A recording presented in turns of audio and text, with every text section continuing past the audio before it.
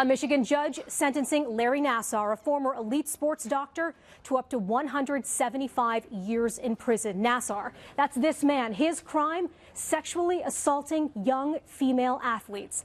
And the prosecutor in the case hauntingly describing the abuse as practiced and perfected. More than 150 women and girls, including Olympic medalists, speaking out during a week of powerful victim testimony leading to Nassar's sentencing. I am currently 7, almost 8 months pregnant with my first child, a little girl.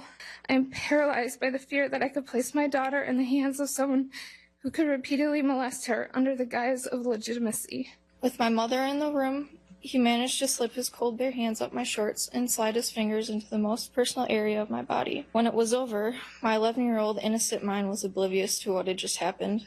I knew it hurt, but he was the Olympic doctor, so I thought it must have helped.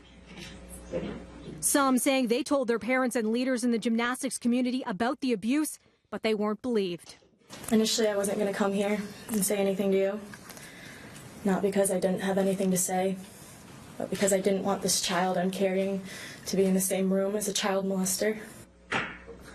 Accusers say they were penetrated by Nassar with his ungloved hands without explanation.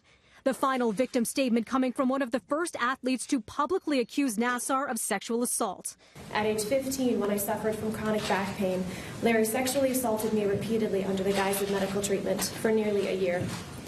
He did this with my own mother in the room, carefully and perfectly obstructing her view so that she would not know what he was doing.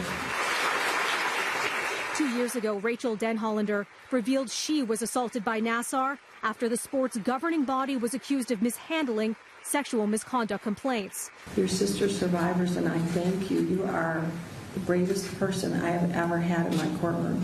Thank you. Thank you. That's all for the record.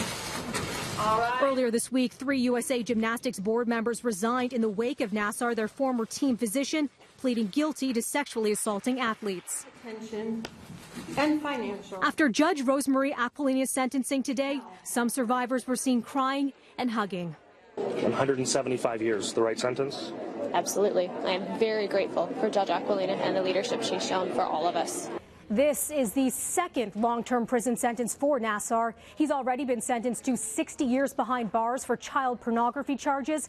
And next week, he's scheduled to be convicted on more assault charges in Eaton County, Michigan.